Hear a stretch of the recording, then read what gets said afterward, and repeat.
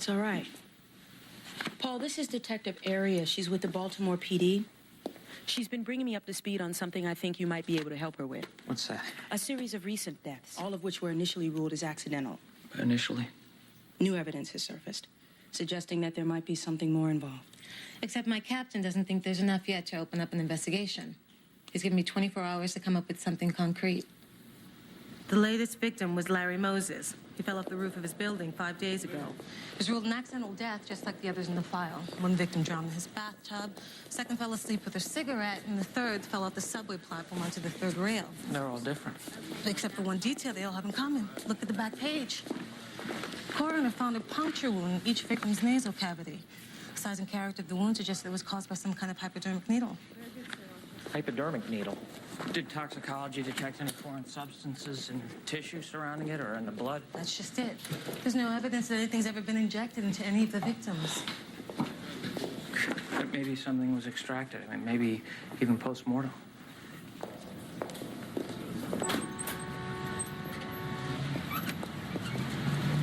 He came up here every morning? Ever since I can remember.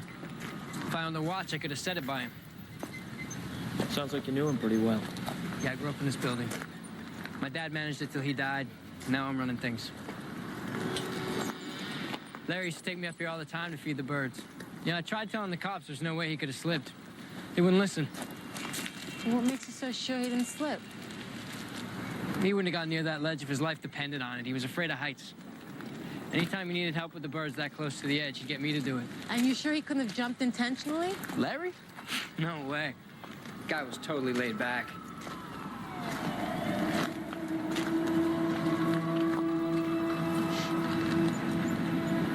Death sucks. But I guess if it can happen to Superman, we're all fair game, huh?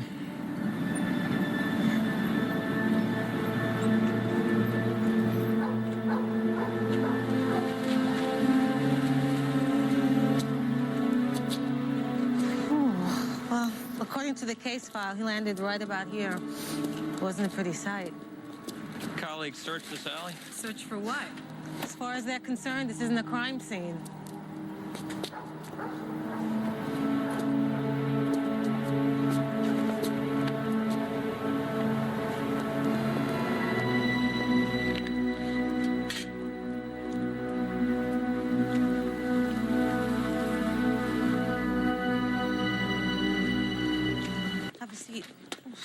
Monroe was a lit major at George Washington University before she dropped out. She's quite a happy little achiever. Published a book of poetry in her sophomore year. Why is she on your database? Well, 10 months ago, Monroe was arrested in the County General ER, charged with illegal trespassing, but the arrest report states that she was attempting to mutilate the body of a newly deceased patient. Mutilate? Doesn't go into specifics. I think she's our girl, Turner. Sandifer. She was bailed out by Gil Sandifer. That may mean something. If it's the same Gil Sandifer, he was a professor of neurology at George Washington University. He developed a pretty controversial theory on the biochemical basis of memory. I must have missed that issue of People magazine. Where is he now? I don't know. I'll tell you what. Why don't you see what you can dig up on Sandifer, and I'm going to try to track down Monroe. Excuse me. Can you tell me where Celia Monroe is? Yes, she's right up there. Thank you. Celia Monroe? We have to talk to you about your sister.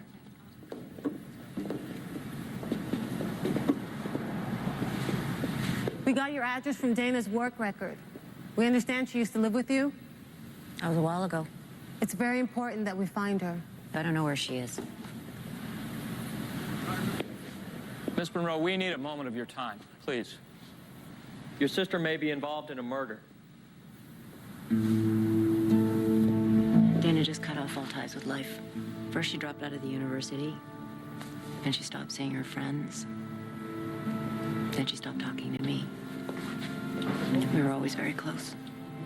And you have no idea what causes your withdrawal. It all kind of started around the time that our parents were killed. Dana became obsessed with death. And I tried to get her to see a therapist, but she said she was working it out with her writing. She composed poem after poem. She even published a book. Was your sister involved with a man named Gil Sandifer? I don't know. He's the one who bailed her out after she was arrested in the ER. You just finished telling us that you and your sister were very close. Look, I have a lot of work to do. I told you, I don't know where my sister is. For me, she might as well be dead.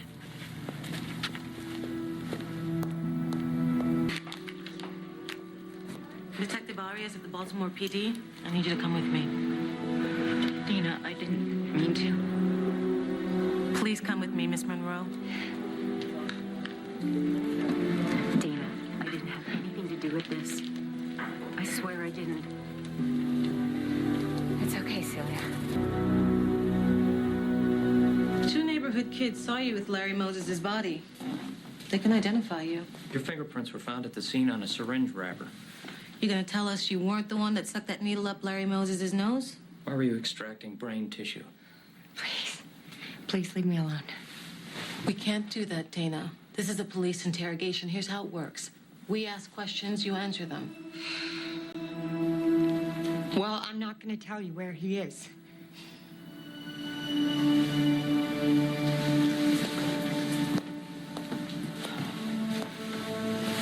Look, Dana, my instincts tell me that you got caught up in something you couldn't control. I don't think you're holding the reins here. We sometimes do things for the wrong reasons. We sometimes do things for the wrong people. You don't understand.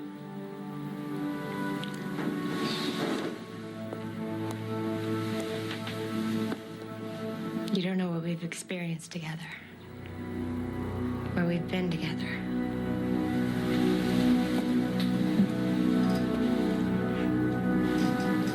Where have you been, Dana? Someday you'll both find out.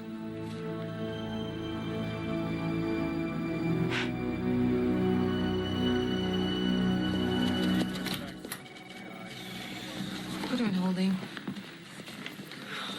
You realize we have less than nothing to sustain a charge of homicide. In 72 hours, she walks. Dana's not the only one who can deliver Sandifer. There it is.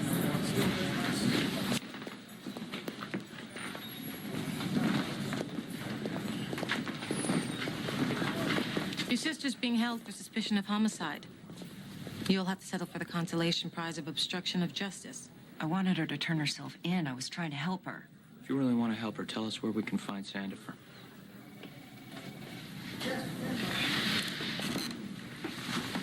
I want some kind of deal for my sister. Deal? We aren't selling furniture here, Miss Monroe. Innocent people have been killed. Doesn't that bother you? Yes. Look, I can understand you wanting to protect your sister, but this man almost destroyed Dana's life. He needs to be stopped. How many more people have to die before you help us?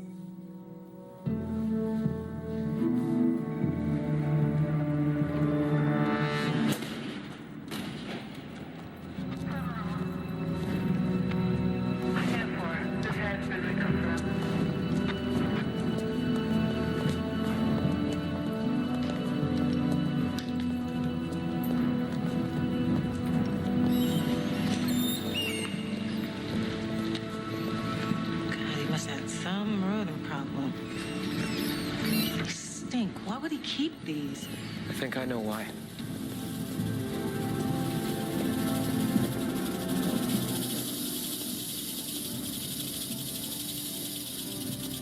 The mice were being kept for food. What are those, pets?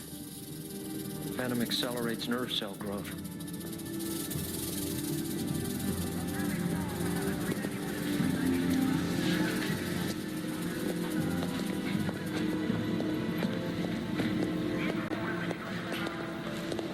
What are these people doing here? Check. Check the roof. All right.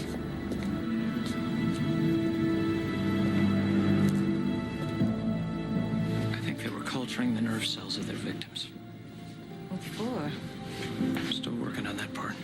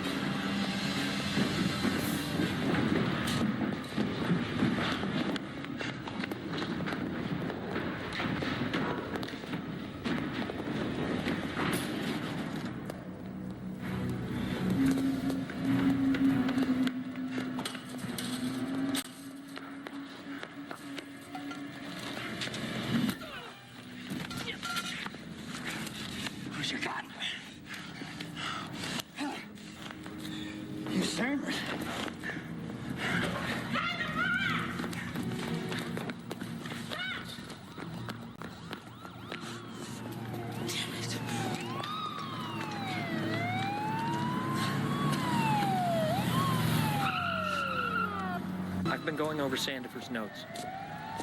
I think Gil Sandifer and Dana Monroe may have been reliving the deaths of their victims. What do you mean, reliving? Well, each of us have certain memories that are so powerfully imprinted, we remember them in vivid detail. There was some I wish I didn't remember so vividly. The most powerfully imprinted memory is the moment of our own death. Dana and Sandifer may have been taking advantage of that fact. How? I think they murdered people. I think they harvested the neurons, then injected cultures of those neurons into shunts leading into their own brains. Sandifer invented the procedure. It would allow him access into his victim's strongest memories. And in every case, the strongest memory was the victim's own death? Right. Is that really possible? Sandifer's research proves it. Not only is it possible, I think it's probably highly addictive. I don't think Dana Monroe was trying to kill herself. I think she was after a fix. How can you get addicted to something like that, to dying? You've heard of adrenaline junkies. Oh, what, you're saying that's the same thing as bungee jumping? Bungee jumping, skydiving, high-stakes gambling, they all release endorphins into the brain, which can develop into an addiction. 9 years on the force, you start to think you've seen everything. There's more to it. Around the time that Sandifer began experimenting with memory, he was diagnosed with acute lymphoma. Cancer? I think the prospect of his own mortality may have motivated Sandifer to begin experimenting with the brain cells of dead people. He wanted to see what he was in for. You think that's what he's still after? From his notebooks, I'd say Sandifer stopped searching. Thanks for sending over those officers. Listen, all the thanks should be coming from me. We wouldn't even be this far if it wasn't for you.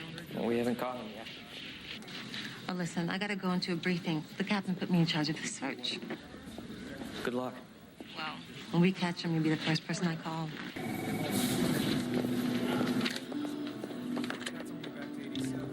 You have one message. What do you want? To show you the darkness.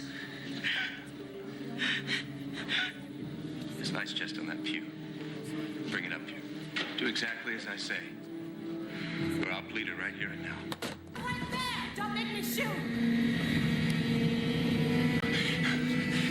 Don't do it.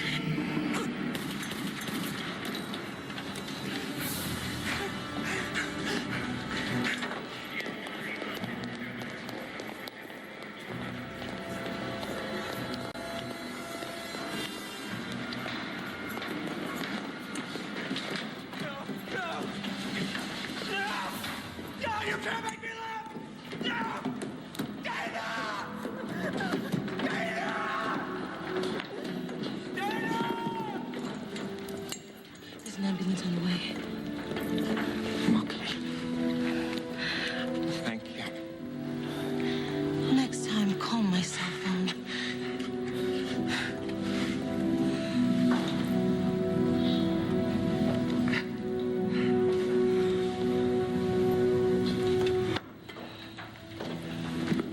Okay. You're gonna be okay.